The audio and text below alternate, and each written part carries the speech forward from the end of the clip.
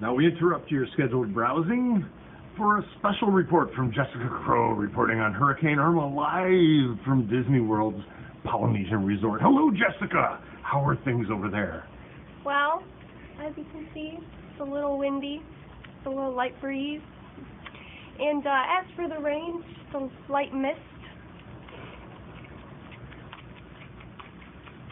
That's great. But other than that, pretty nice. Excellent. Back to you, Dad. Thanks. We'll check in with you later, Jessica, for all who want to know.